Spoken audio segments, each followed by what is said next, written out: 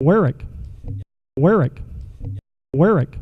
William Warwick, otherwise known as Bill, of course, and concluding the first term. Thank you.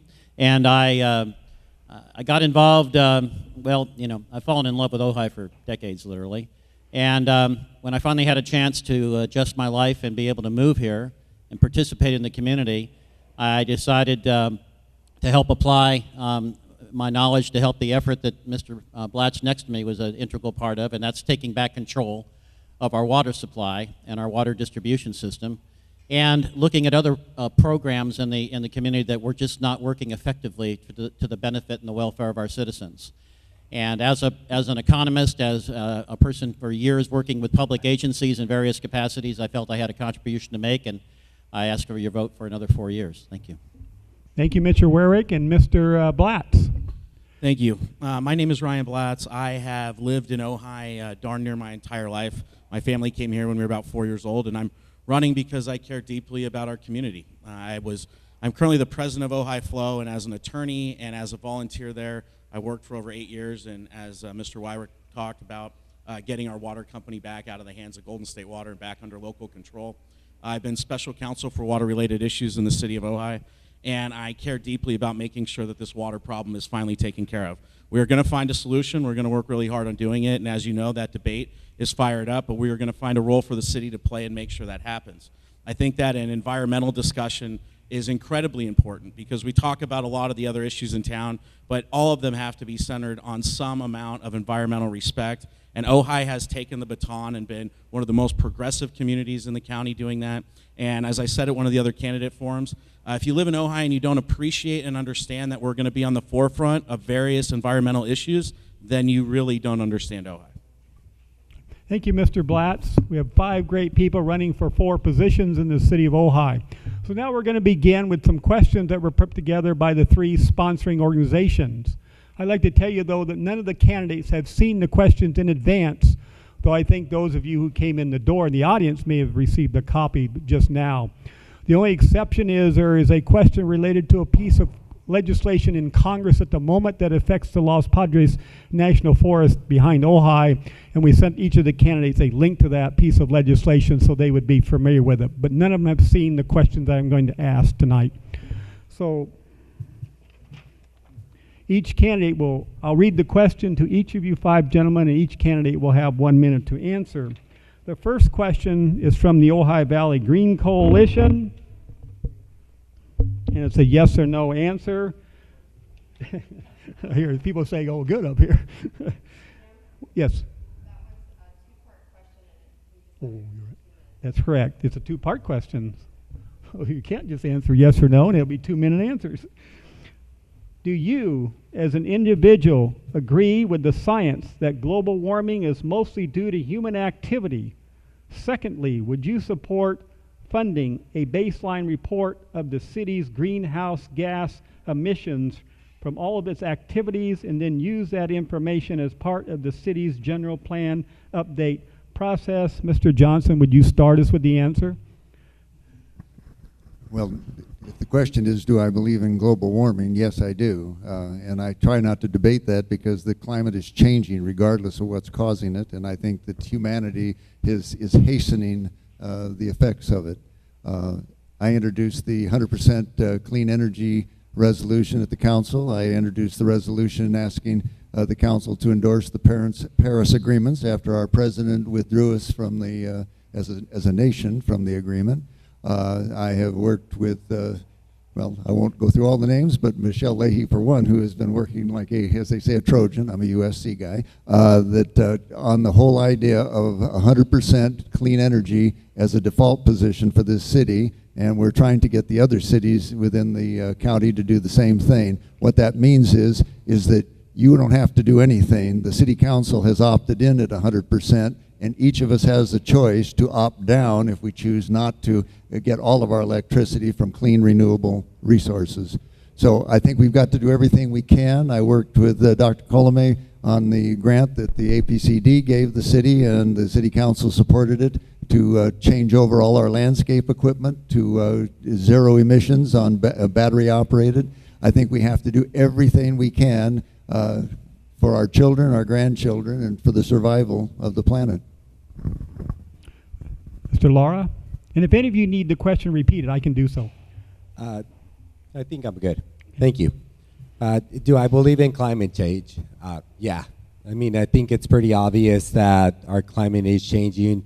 The world is getting warmer. And I work on the landscape business.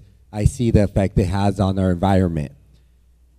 I'm privileged, I think, and honored to sit on the Ojai Valley Green Coalition Board. We have a board member, Michelle Lashley, here tonight. And we worked together when we heard about the renewable energy, the Los Angeles Community Choice Energy. We decided actually to lobby all the council members, including Mayor Johnston, and we were successful in having them join the community choice that he just spoke about. So I really feel proud. I feel passionate about addressing all these issues. But it's just not about addressing the greenhouse. It's about also addressing the health of our soil. It's also about addressing our water security. And we work diligently as an organization to keep working and improving those and making sure we educate the public on these issues. So I definitely do believe in climate change. My business is greatly impacted by it, which I actually implement a lot of conservation techniques. Thank you, Mr. Lara. Mr. Warwick? Go out of order here. Oh, sorry. I'll get back. Obviously, I mean, the science is definitive. We have climate change occurring. Human activity is maybe not 100% part of it, but it's, it's the critical component. Science tells us a lot of things. I was just at a climate modeling, a climate change seminar they had down at the County Government Center, where the models are converging on a conclusion that our precipitation may not be changing in average over long-term averages for the entire state of California, but the pattern is changing completely. Not want to get into the details on that, but it means we have to treat water differently. Getting to the question of what we should be doing, as part of our general plan update, our oldest component of our general plan is the Master Environmental Assessment. It dates from 1987, and we definitely need to specify and stipulate the kinds of things that you were talking about in our Master Environmental Assessment that as we get going on our general plan. And also, I'm very proud to be a part of the effort that and instigated holding county planning accountable for a number of issues having to do with emissions, for instigating a partnership with CFROG that's borne a lot of fruit in terms of protecting our air quality general plan, area plan stipulations, and it's something we all need to be vigilant and smart about. Thank you, Mr. Warwick, and Mr. Blatz. Thank you. Well, it's kind of amazing that we've come to a point where there's an actual question at a candidate forum of, do you believe in science? I'm a firm believer in science. I think that helped get us here. That's, electricity and all that other stuff, right? There's really something crazy about the idea that we have science, we have professionals, we have experts, and we have our own anecdotal evidence that this is occurring significantly, and yet we are not preparing for it on a national and global level the way we should. And that means that local areas like states, counties, cities have to somehow take the reins and lead by example from the bottom up, not the top down. And that may be what needs to occur in Ojai. Now, the second part of this question was about spending money on it. Now, that's a different question, and it really depends. And I don't mean to give a sideways answer, but if we need to spend money as a city to develop data that supports a goal that we have, like fighting an increase in allowance of air quality, well, a decrease in air quality in the valley under the county general plan, then that's a really good reason to spend money. I think that's a very valid type of expenditure and a way to determine, hey, what is the real impact on our valley? How does this tie into global warming? How does it tie into pollution in our valley? All of those types of things.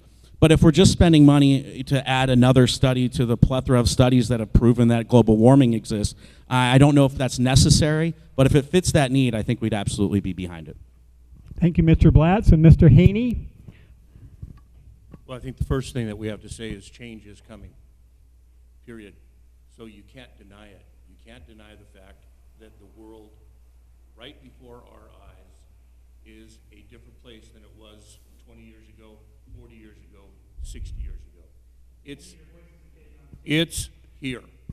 So I think I don't think there's anyone up here, and I don't think there's anyone in this room that's going to deny that it's happening or that it is present. The second thing regarding a study of, let me make sure I phrase it properly. Was it, Jim? Oh, yeah. The second question Sure, there? sure. The second part of the question is, would you support? Baseline greenhouse gas study. Yeah, yes. Yeah, you know, I would think that a study like that would be beneficial for the community. I'm not sure what it would cost, and I'm sure it's something that we should look at. But just in general, anything and everything that we do in this community should have some science behind it. Last night we were talking about ATP. We were talking about increasing pedestrian, the ability for pedestrians to walk and address our community in a safer manner, as well as as well as being able to ride your bikes in our community in the same manner. We talked and talked and talked, but there was no studies on any of the impacts that anyone was proposing. So I am for anything that is going to help us make better choices. And if we need to do a greenhouse study, a greenhouse gas study, then I would suggest that we would all do it. Anything that brings science to policy is a benefit for our community. Thank you, Mr. Haney. And the next question, which is submitted by the Sierra Club, you will have 1 minute to answer. 1 minute.